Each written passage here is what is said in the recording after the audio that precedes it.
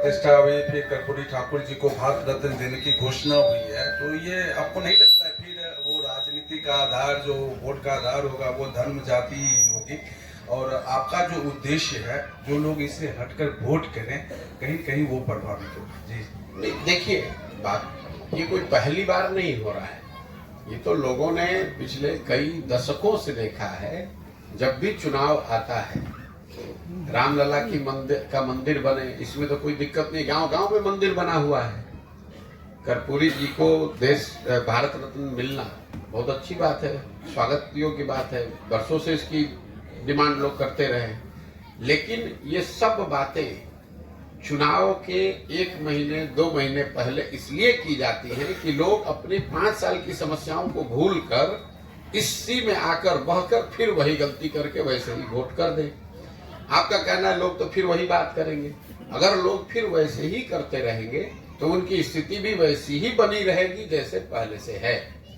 ऐसा तो है नहीं कि बिहार ने लालू जी का शासन नहीं देखा, कि नीतीश का नहीं देखा, कि मोदी का नहीं देखा। भाई 10 वर्ष से मोदी जी प्रधानमंत्री तो हैं ही, उससे बिहार में बेरोजगारी तो खत्म हुई नहीं, उससे कोई बिहार से पलायन रुका नहीं। उससे पहले जब केंद्र में यूपीए की कांग्रेस की सरकार थी तब भी बिहार की दशा यही थी। हम लोग तो इस अभियान में रोज ये बात कह रहे हैं कि ये बात ही बेमानी है कि किसने बिहार का भला किया, किसकी वजह से बिहार का नुकसान हुआ। हम तो बिल्कुल उल्टी बात कह रहे हैं। हम ये कह रहे हैं कि जितने भी दल और नेता बिहार में रहे हैं, उन्होंने जो काम किया या करने का दावा कर रहे हैं, उस सब बात को आप सही मान लीजिए। मान लीजिए कि 40 साल के अपने शासन काल में कांग्रेस ने यहाँ काम किया। ये भी मान लीजिए कि 15 साल लालू जी के राज में बिहार में जो गरीब वंचित पिछड़ा था उसको आवाज मिल गई। यही तो दावा कर रहे हैं, मान लीजिए इस बात को। ये भी मान लिया जाए कि भाई नीतीश कुमार भाजपा के राज में यहाँ पर सड़क बिजली में कुछ सुधार हो गया। लेकिन अगर सारे लोगों के काम को, दावे को सही मान भी लिया जाए तो भी इससे तो कोई इनकार नहीं कर सकता है कि पूरे देश में सबसे गरीब, सबसे पिछड़ा, भुखमरी, बेरोजगारी वाला राज्य बिहार है। तो बिहार की जनता को, आपको, हमको ये सोचना है कि भाई देश आगे बढ़े, तेजी से बढ़े, धीरे बढ़े, वो तो एक कहानी है, लेकिन बिहार तो जहां था वही है।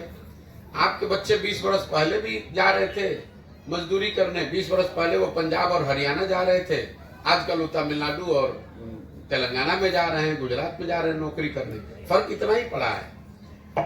बिहार से जाने वालों की संख्या तो उतनी ही है। बिहार के लोगों को रोजगार नहीं है, ये तो 20 वर्ष पहले भी सत्य था, आज भी सत्य है।